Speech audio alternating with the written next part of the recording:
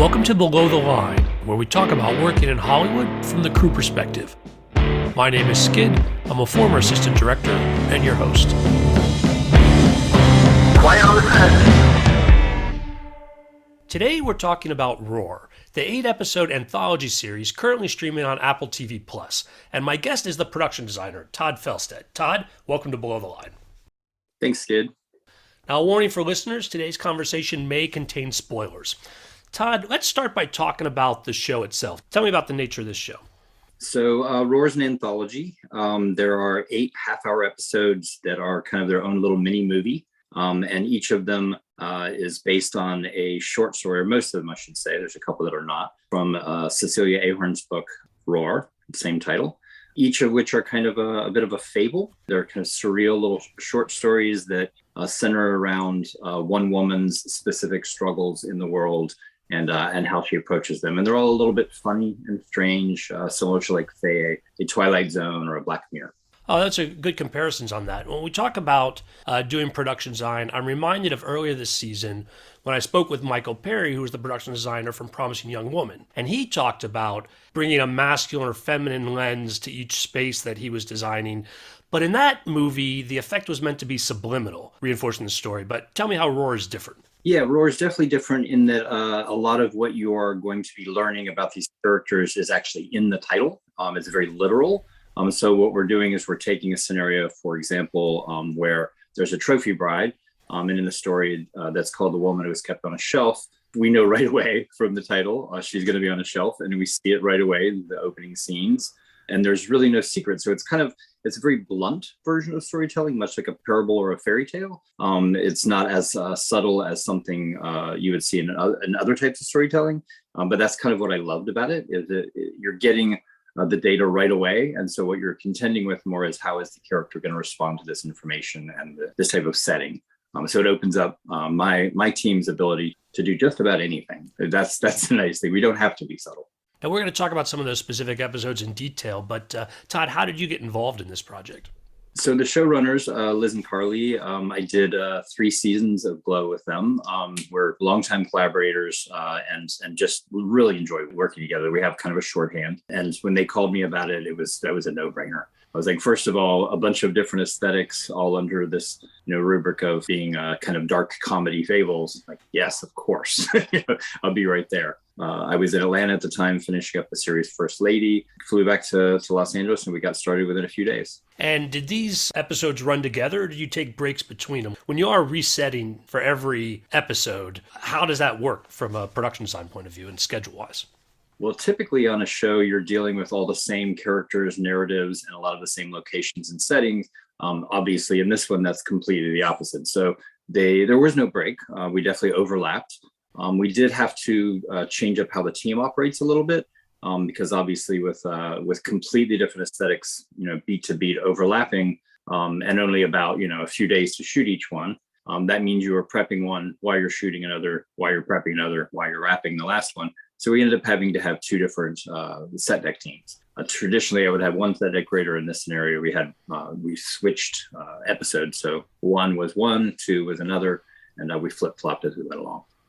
Well, that episode you mentioned, The Woman Who Was Kept on a Shelf, is actually one of my favorites. Let's talk more about that. Tell me about the shelf and going from concept and story to what we see on the screen. Well, it's funny. When I first read that, I was, man, this is a really interesting idea on paper. Visually, is it going to work? Is it going to look crazy? And we had a lot of discussions. Liz and Carly are very hands-on in everything about the shows that they work on. So they wanted to see imagery. We did mock-ups. We did tests to make sure that the actress would be safe and comfortable, since she's going to be up there for days shooting. Everything from, like, let's do a padded seat to making sure it's counterweighted properly. We had to build the wall separately to install into a mansion that had the right aesthetic we wanted, and then redress everything, of course, and make everything kind of merge together. The overall flavor of what we were trying to accomplish was to bring this kind of fairy tale, Alice in Wonderland, Beauty and the Beast, Little Mermaid, that type of thing, of the female who eventually would meet her Prince Charming and everything would be fine. that kind of like, very dated version of a parable is challenged in this story. So we wanted to have it represent the flavor of those types of stories, a little bit of Cinderella in there, but still keep it contemporary. I won't lie by saying I didn't think about the Kardashians. I did. There's certain modern flavors of this story that made their way into the aesthetic for sure. We talked about the house that her husband has that she moves in. Did you find the house first, or do you already kind of know what the shelf was going to be and working on the actual production challenges of that while you're looking for the house? It was kind of a combination of the two. We knew that we were most likely going to have to build our own wall that incorporated the shelf, and it has to have a camera port window so we can see over her shoulder down to, et cetera, et cetera. There's a lot of like camera trick elements that had to be worked in. But of course, finding the right house, because we're in so many rooms and outside, and she comes and goes. So we had to find a really good mansion. We looked at a whole bunch of them, but our locations manager was fantastic. She found this perfect fairy tale, charming Cinderella house that looks like something right out of like Architectural Digest. So it definitely feels real, but still has that kind of corniness to it that we needed. And so you built and shot on location. You didn't have separate stage work for the shelf elements, because there's a lot of interaction with her on the shelf and what's going on in the room. Yeah, it was kind of a combination. We definitely did most of it on location, but there's a lot of trick shots and the whole sequence where she's trying to get off the shelf, and we see like the extended set. There was a lot of visual effects there. That was all done on a stage. Okay. And then we had like other stage elements as well. Like she had her runway show at the beginning of the series where she's a model earlier in life. Multiple locations on top of that, the beach sequences, and I don't want to give too much away there, but her journey out into the world obviously was its own fun stuff. Well, and we've warned our listeners on spoilers, because I was curious how there's both the beach and then some scenes in Beverly Hills from a production design perspective, how those tie in. I think a lot of the idea was we were trying to stay kind of non-specific about where we were necessarily. We just knew we wanted her to be kind of in this posh and local posh version of the world. So it was, the elegance of the beach and the beachgoers, and that kind of like Spike Jonze, It's Oh So Quiet, the Bjork video, that was a big influence. So we wanted to have that kind of familiar locals. So we ended up finding a couple of spots along the way to pick up little neighborhood sequences where she goes into a store, she goes into a makeup shop, she sees people on the street. That whole sequence had to feel very charming, and musical, like a musical. One last question on this episode. So there's a scene where the shelf gets damaged. Yeah. So as the production designer, like, who is the special effects guys coming in and they're just gonna, take a hammer to your work, or you working with them the whole time? How do you take a plot element like that and make it part of the production design? Well, we knew that was coming, obviously, because it was scripted. So there were a lot of tests ahead of time, and we did have a special effects guy on board who handled things like that. So we would give him the sculptural elements that were pieced together to create the shelf. He made them in different materials. We tested the materials, and of course, safety for the actor is always number one. Betty is not an actor who is going to be easily concerned over things like this, so she just went for it and just ripped the shelf up. You hand her a crowbar, and it's over. And she had fun. It was mostly just plaster, but it looked great on camera. I was impressed with how she went for it. It was fun. I want to talk about an episode that has a completely different look, and that's the woman who found bite marks on her skin. Yes, that was the first one we shot. We had Rashida Jones directing that one, and we really wanted to go for it on the horror element, the kind of body horror, the Cronenberg flavor, wherein you're seeing through a character's eyes as they're experiencing something awful happening to their own body, and just the disturbing nature of that. We really didn't want to pull any punches there. I know the makeup team got really excited about this. We pulled some horrifying imagery, things that I definitely needed to delete from my photos as soon as the episode was over. But then also, keep the look of that episode very high end. We wanted, this is a family that, they're not like rich, but she does work at a finance company. She makes good money. He's a stay-at-home dad. And they had a nice home, a very charming home. And then when we see her at work, obviously that needs to be a little higher end as well. So it gave us an opportunity to kind of do almost like an Adrian Lyne type film, like a Fatal Attraction, or something that follows people who are a little more well-to-do around their lives to see what happens when things go wrong. And do you keep horror in your mind even when designing these day-to-day sets, or do you let the story horror sort of carry through? Like, I'm curious how production design kind of adds into those elements. Yeah, there's definitely a juxtaposition that goes on. Like, for example, with their family home, there is the suggestion in the story that it's possible her daughter might be the one who's biting her. So we wanted to create like the child's room in a way that felt a little wilder. So we did murals in the child's room that were like jungle inspired and like wild animals, a little bit kind of like a Rousseau type vibe. And then a lot of the patterning there and fabrics and materials kind of played into that as well. And then, of course, when we're in some of the locations like the hospital, I know our DP, Q and Tran, who's amazing. She had a lot of ideas about how to create kind of eerie moods in those settings so that as you move down a hallway, lights turn off and on, in an eerie way. And that helped also drive a lot of the looks and the colors and such. At the hospital, I'm also thinking about that therapy room that she wanders into where there's all those moms and you've got that big backdrop. Like, talk to me about that coming together. So that was, we shot at a real hospital for a lot of these sequences, a closed down wing of the hospital, and kind of had to make it our own.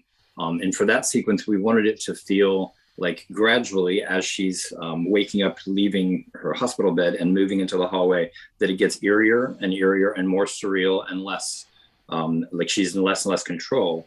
And so as she enters this hallway, we found a spot that was like kind of a little meeting room.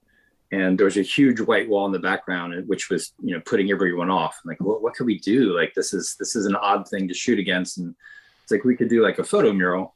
So I showed Rashida some different woods scenarios, and she really liked that idea. She felt like that was kind of like bringing motherhood right back to its primal roots and discussion of, a bunch of women sitting around discussing the things that affect only them. And it was a really personal moment. And I think the actors really dove in. Another set that caught my eye in this episode was when they're at the hotel bar, where there's something sort of surreal about that set as well. And what was the production design elements that were important there?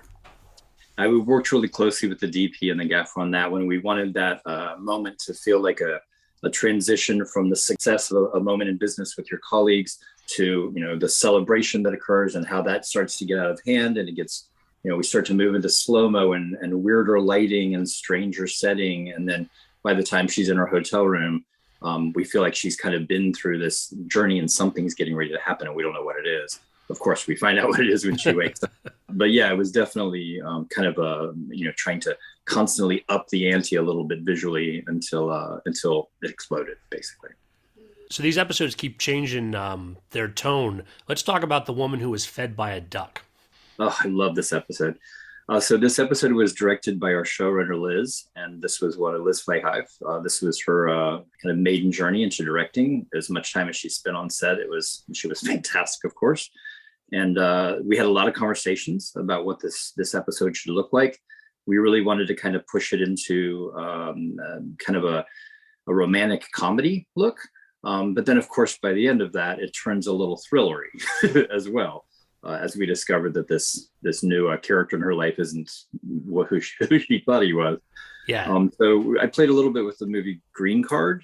There was the sets in that had the right flavor with Andy McDowell, the kind of romantic comedy of that. And then Being John Malkovich also played in a lot because of the kind of surreal world inside of the very normal world. And then, of course, the oddest thing about that episode was just the basic conceit that she's going to fall in love with the duck, and how do we make all of that work on camera as believably as possible, because that's so surreal and strange.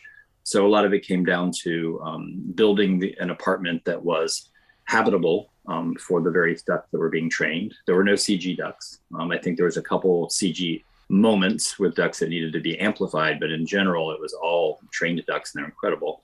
So they were able to rehearse on the set prior to our actress arriving and kind of get them used to what their marks were going to be. And the duck trainers were incredible. So there was a lot of collaboration with departments I've never worked with before. Like, I was going to say. But of course, that POV of the duck makes a big difference in how you design an apartment or anything. Everything is going to be at about, a foot in height POV when you're in his POV. So that definitely created different challenges I've not experienced before in design, but I loved it. It was super fun. You're like, let's take our iPhone and walk around on, a foot off the floor and see how that looks. Okay, we need a little more dirt here. We need a vent there. It was really fun.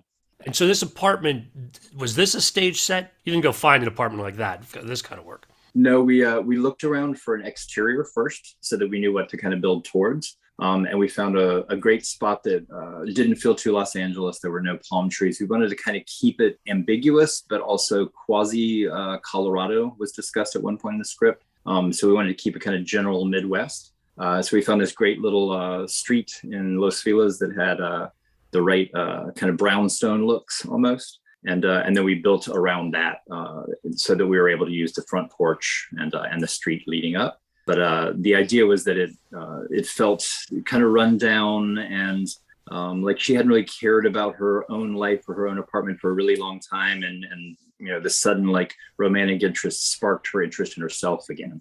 So we had to, of course, create a scenario where the apartment could be dressed up a little over time, get a little bit better over time. But of course, that has to happen during a production.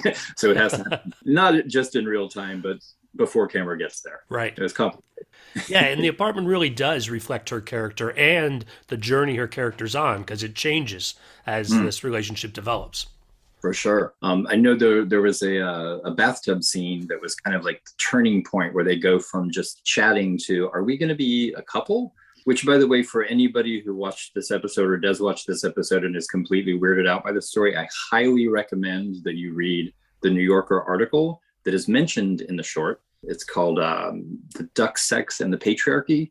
It's from like 2018. It's a fantastic article kind of about the science behind duck mating and how that's somewhat reflected in human mating at times. And I think that is a huge influence on how the story plays out. So for those who are confused by it, please read that story.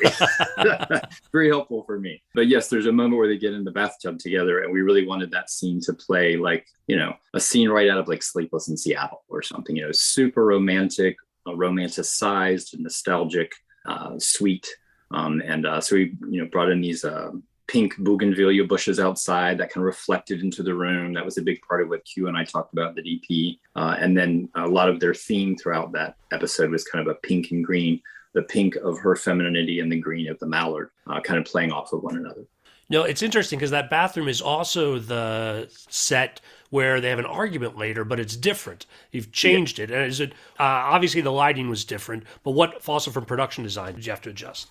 So what we did was we made the palette of that bathroom something that could be lit for romance or kind of elegance and charm. But then when it takes a turn later, it was lit so you could see all the dirty corners and the kind of gnarliness of it, because that's more of a thriller moment. He's become toxic and aggressive, and it's kind of chasing her into the bathroom in this scene. So not quite as romantic at this point, which really is primarily lighting. But of course, we had to plan for what that would look like. And again, a lot of it was the scenic work and the palette choices and the tiles and the fixtures.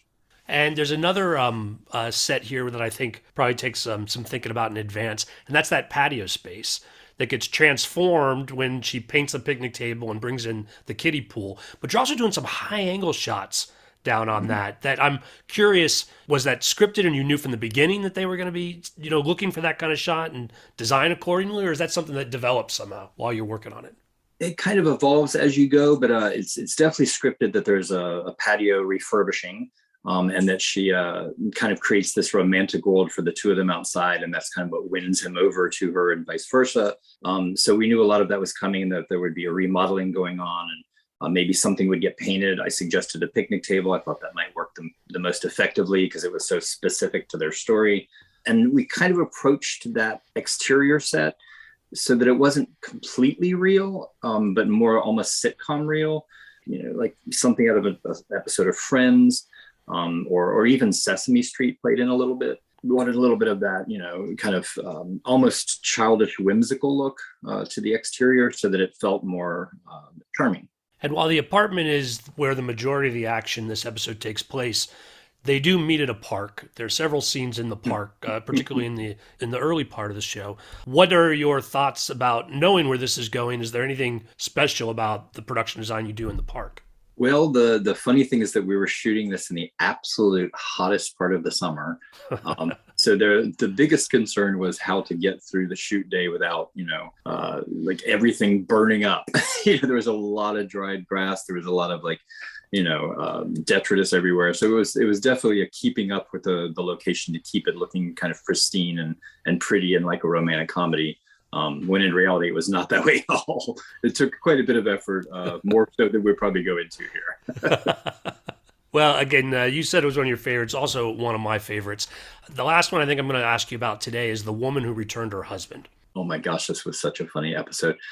So this episode was directed by Q, who is the DP for several of the episodes, Q and Tran. She is so funny and really just dove into this episode. The fun part about this was how to approach this in a way, much again, like the being John Malkovich of the Duck episode, where everything is grounded and real, but also a little bit off. Like you don't actually have a story where you can return your husband, but we wanted that to feel as real as possible. Even though it's funny, it just needed to read as true. So we did certain things that over time I've learned worked well in production design, like the film Edward Scissorhands. So this is a film where completely ridiculous things happen all the time. They're absurd, but they also provide this kind of grounded element with like the Avon lady who lives in the cute little suburbia. It's over the top, it's corny, but it also grounds the goth character up on the hill.